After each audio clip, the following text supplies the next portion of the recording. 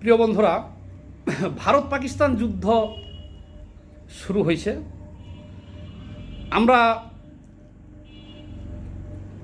কয়েকদিন ধরেই এটা দেখতেছি। আপনারা জানেন যে ভারতে যে পাহেলগাঁতে একটা জঙ্গি হামলাকে কেন্দ্র করে ভারত পাকিস্তানের যে উত্তেজনা চলতেছিল, তো আমরা চিন্তা করি নাই যে এটা যুদ্ধ পর্যন্ত গড়াবে। তো যাই হোক, শেষ পর্যন্ত যুদ্ধ পর্যন্ত গড়াইছে এটা। তো যদিও এটা ভারতের উচিত ছিল যে, আমরা মনে করি যে পাকিস্তান যেহেতু অস্বীকার করতেছে যে তারা এই হামলায় জড়িত না এবং বারবার তথ্য প্রমাণ চাইছে, কিন্তু ভারত কোনো তথ্য প্রমাণ দেয় নাই বা দিতে পারে নাই। তাদের নিজের অভ্যন্তরীণ ঘটনাটা, জঙ্গিকে মদত দিতেছে পাকিস্তান, এটা ঠিক, কিন্তু এটাকে তারা তাদের বর্ডার এবং তাদের দেশের কে কড়াকড়িভাবে নিয়ন্ত্রণ করাটা উচিত ছিল। তো যাই হোক, তাহলে এই যুদ্ধে ফলাফল কী হতে পারে? তো এই যুদ্ধের ফলাফলটা আমি বলে দেই। এই যুদ্ধের ফলাফল হবে পাকিস্তানের শোচনীয় পরাজয় হবে।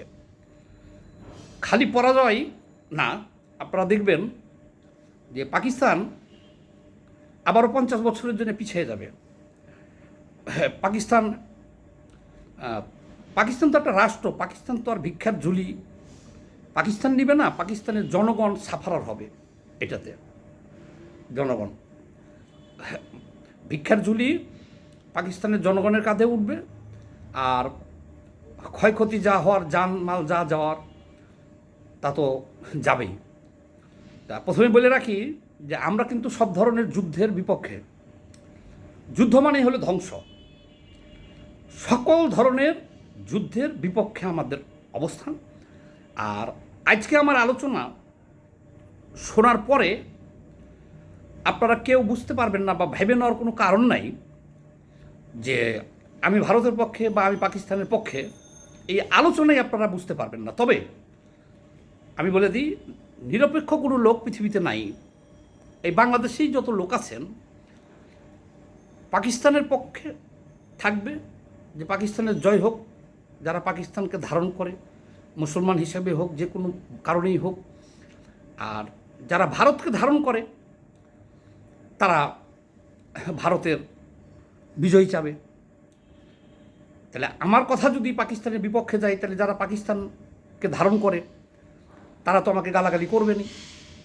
কিন্তু এমন তো হইতে পারে আমিও পাকিস্তানকে ধারণ করি, কিন্তু আমার এই বক্তব্যে আপনার বোঝার কোনো কারণ নাই, অনুমান করার কোনো ব্যাপার নাই যে আমি ভারতের পক্ষে না পাকিস্তানের পক্ষে। এবার বলি আমি আসল কারণটা। ভারত জিতবে না পাকিস্তান জিতবে, এই আলোচনাটাই এখন এখানে আমার দৃষ্টিতে করাটাই উচিত না। এর ফলাফল তো হয়েই রয়েছে। এর ফলাফল কি? এর ফলাফল হলো ভারত জিতবে, তাদের কিছু ক্ষয়ক্ষতি তো হবেই, আর শোচনীয়ভাবে পরাজিত হবে কে? পাকিস্তান পরাজিত হবে।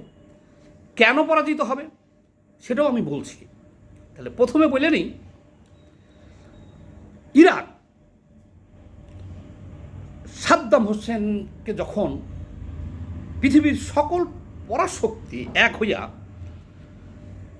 আলটিমেটাম দিল যে তুমি এতক্ষণ টাইম দিলাম, মাইনে নাও দাবি, কিন্তু সে তো মানে নাই। তার কথা বাদ দিলাম, পৃথিবীর যারা মুসলমান ছিল বাংলাদেশ সহ, তখন তো ফেসবুক ছিল না, কিন্তু দেখেছি তারা চাঁদের মাঝে সাদ্দামকে উঠিয়ে দিয়েছে ছবি, সাদ্দামের ছবি আকাশে, তরবারি তার কোমরে দিয়া ঘোড়ার পিঠে চড়ে আকাশে দুল দুল ঘোড়ায় ঘুরতেছে।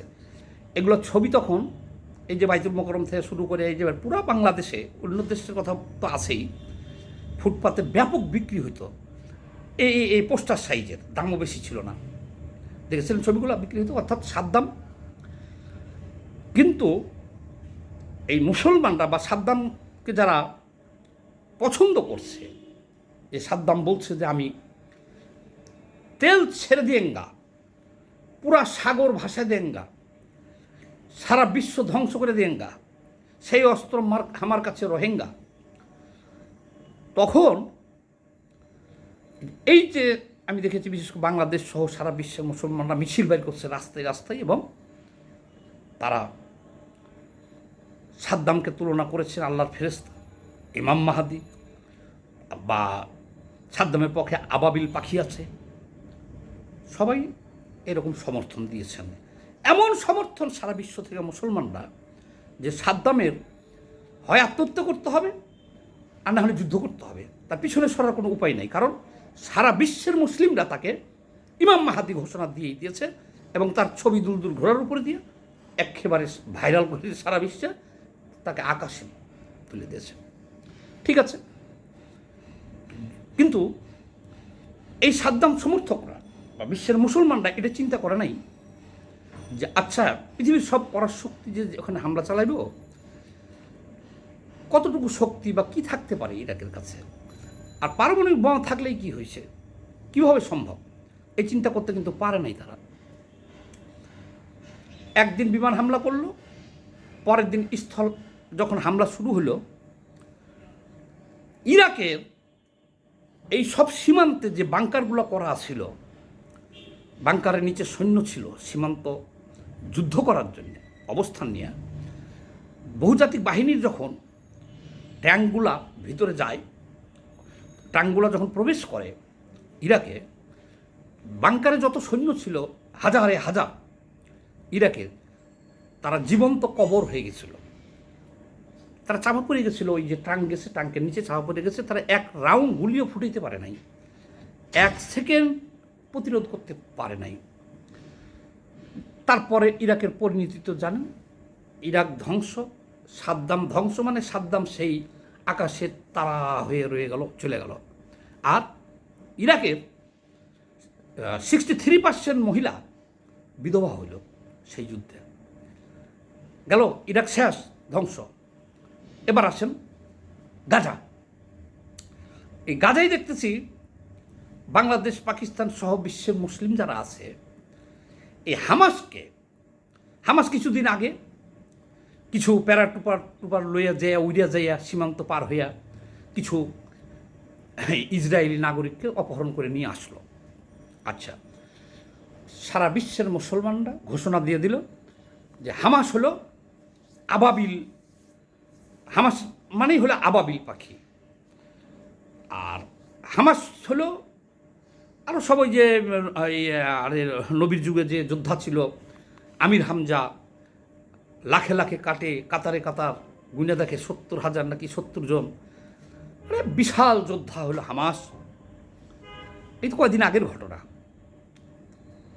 এর পরিণতিতে যখন পাল্টা হামলা ইসরায়েল শুরু করলো, এখন পর্যন্ত সেটা চলতেছে, গাজা ধ্বংস হয়ে গেছে, লক্ষাধিক, ওরা তো হিসাব দিতেছে যে 50,000 মারা গেছে, আমাদের হিসাবে লাখের উপরে নারী শিশু সহ হামাস সহ সব মরে শেষ হয়ে গেছে। আর এই 6 মাসে অবকাঠামো যা ধ্বংস করছে, আগামী 100 বছরে এটি করা গাজার পক্ষে সমর্থ নাই। যে ধ্বংস করছে, ধ্বংস করে তো তারা থামে নাই, তারা এখন এই ধ্বংসযজ্ঞ চালিয়ে যেতেছে। গতকালকেও, গত পরশু দিনকেও ইসরায়েল একসাথে 4টা দেশে আক্রমণ চালাইছে। গাজাতে তো চালাইছে, সিরিয়ায় চালাইছে, ইমাইনে চালাইছে, ওইদিকে হুতিদেরকে চালাইছে, 4 দেশে হামলা চালাইছে, এবং এখন সিদ্ধান্ত নিচ্ছে গাজা দখল করে নিব, স্থল অভিযান শুরু করছে। একমাত্র অপ্রতিদ্বন্দ্বী শক্তি এখন হলো মধ্যপ্রাচ্যে ইসরায়েল।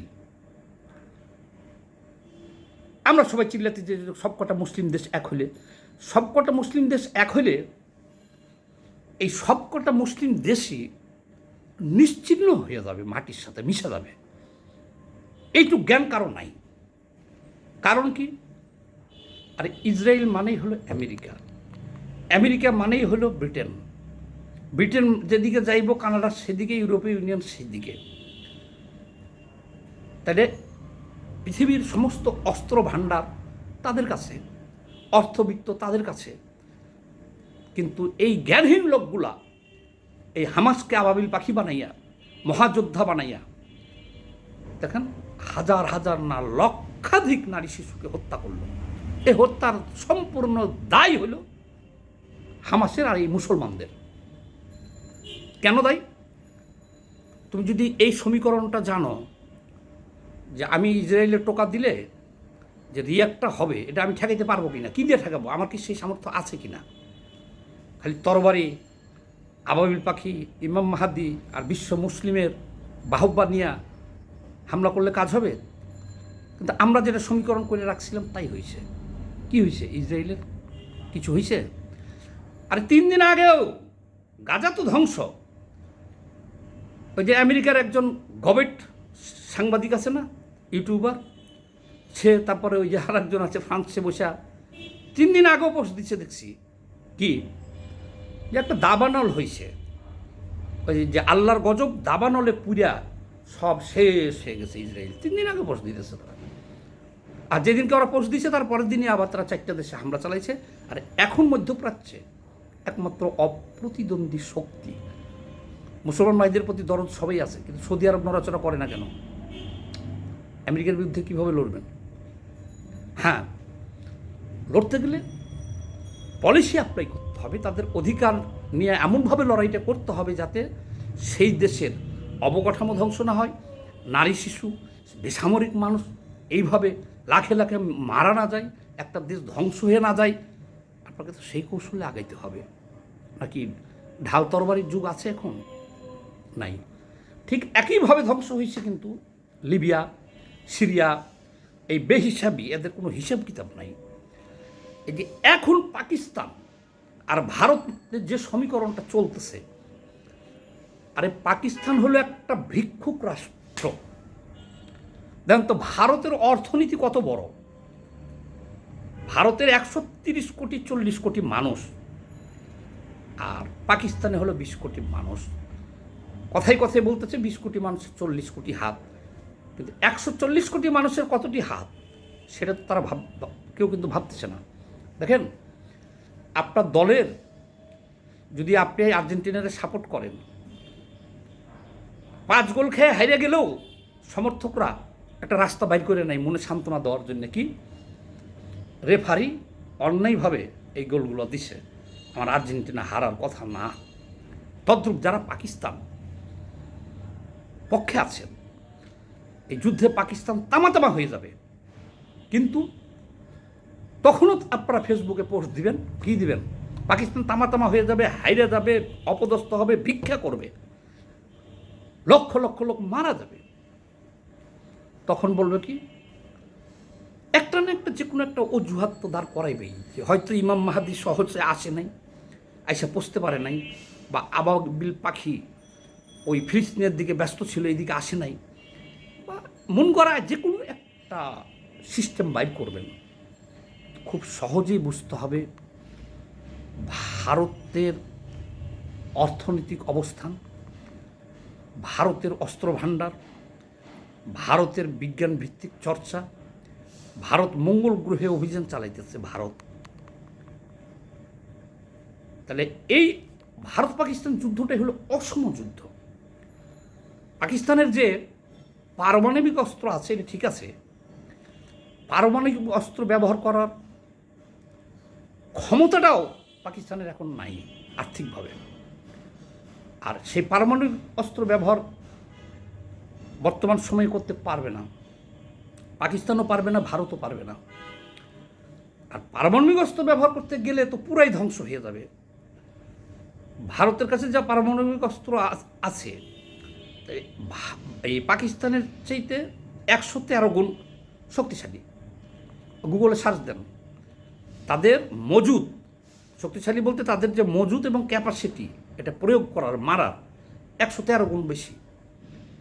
তাহলে একটা পারমাণবিক ক্ষেপণাস্ত্র যখন পাকিস্তান ছুড়বে, পরেরটা মারার তো আর সময় পাবে না। পাকিস্তান নামক রাষ্ট্রটা পৃথিবী থেকে নিশ্চিহ্ন হয়ে যাবে। তাহলে এই সমীকরণটা দিলাম। দেখেন, ইউক্রেন রাশিয়ার সাথে যুদ্ধ লাগিয়ে গেছে, ইউক্রেনের বহুত সমর্থক আছে। কে জিতবে? কে জিতবে হিসাব করছেন? কোনো কালে কখনো কি ইউক্রেন জিতবে? তাহলে রাশিয়া কি করছে?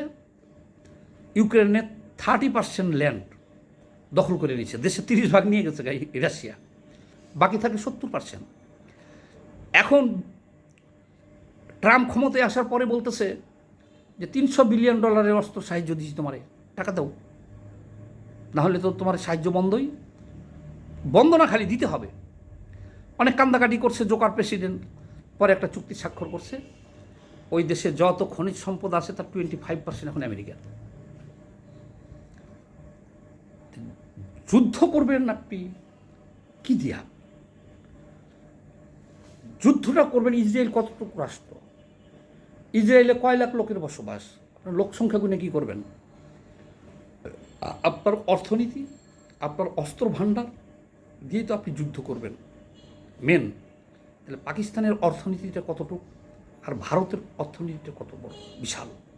তাহলে স্বাভাবিক কারণেই আজকে না হলে দেখবেন যে এখন এই যুদ্ধের নিয়মটা কি দেখেন, ভারতের সমর্থকরা প্রতিদিন প্রচার করে চালাবে যে আজ শেষ করে দিচ্ছে পাকিস্তানকে, এই করছে, ওখানে 50টা মারছে, ওখানে 100টা, ওখানে 200টা পাকিস্তানকে ধ্বংস করে দিছে, প্রতিদিন আসতে থাকবে প্রতিদিন। আর পাকিস্তানের সমর্থক যারা আছে, এখন তো ফেসবুকের যুগ, দেখবেন সামাজিক যোগাযোগ মাধ্যম শুরু হয়ে গেছে অলরেডি, কি যে ভারতের অস্ত্র ভাণ্ডার শেষ, আজকে ভারতের সৈন্য ধরা পড়ছে 500, আজকে ধরা পড়ছে 300, ভারত শেষ। কিন্তু ওই শেষ পর্যন্ত যা দেখবেন কি রেজাল্ট হবে, কি যুদ্ধ একটা পর্যায়ে যে চরমভাবে, যদি এখনই থেমে না যায়, চরমভাবে পরাজিত হবে পাকিস্তান এই অর্থনীতির কারণে।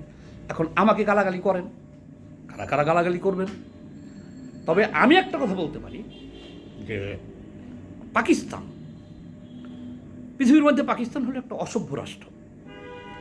বলবেন যে দাদা তাহলে কি ভারত সভ্য রাষ্ট্র? আমি তো আপনাকে বলি নাই যে ভারত সভ্য রাষ্ট্র, আমি বলতেছি যে পাকিস্তান হলো একটা অসভ্য রাষ্ট্র।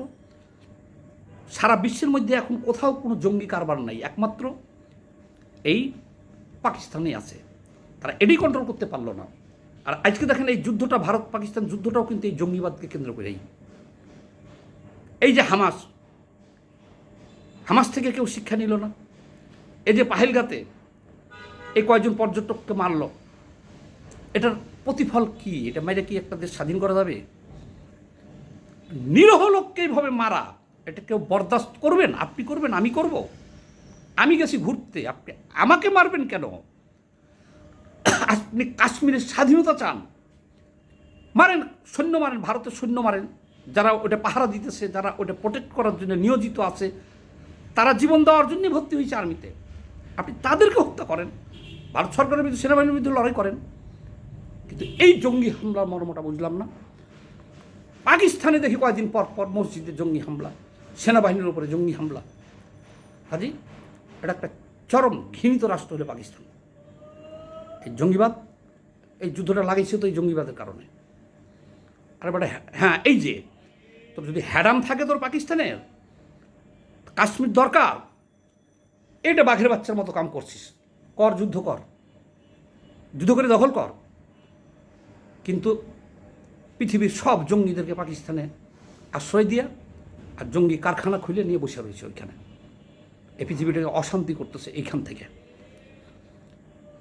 তো আমাকে যে যা মনে করেন, যে যাই গালাগালি করেন, তো প্রতিদিন দেখবেন ভারত হারবো, কিছু কিছু মিডিয়ায় দেখবেন, বেশিরভাগ কিছু মিডিয়ায় দেখবেন পাকিস্তান হারতেছে, পরিশেষে যা দেখবেন করুণ পরিণতি পাকিস্তানের। তবে আমি আশাবাদী যে এই যুদ্ধ থেমে যাবে। দেখেন 2-3 দিনের মধ্যে থেমে যাবে। ভারতের কিছু হুমকি ধুমকি দেওয়ার দরকার ছিল, পাকিস্তানকে দিল, যাতে ভবিষ্যতে এই ধরনের জঙ্গিবাদ বা জঙ্গি হামলাকে সমর্থন না করে, এই জন্য একটু সতর্ক করে দিল। পাকিস্তানও এর আগে কিছু পাল্টা হামলা করবো 2-3 দিনের মধ্যে, এটা থেমে যাবে। সেটাই আমরা চাই। কি চাই? যুদ্ধ চাই না, শান্তি চাই। সবাই ভালো থাকবেন। আমি আজকে দীর্ঘদিন পরে লাইভে আসছি। আমার ইউটিউবের, ফেসবুকের যারা ফ্যান ফলোয়ার আছেন, আমি দুঃখিত, বিশেষ কারণে আমি মাসখানেক অনলাইনে ছিলাম না, আসতে পারি নাই। আজকে থেকে আবার ভিডিও দেওয়ার চেষ্টা করব। আমার এটা সবাই শেয়ার দিয়েন, চ্যানেলটা সাবস্ক্রাইব করে পাশে থাকবেন। সবাইকে লাল সালাম।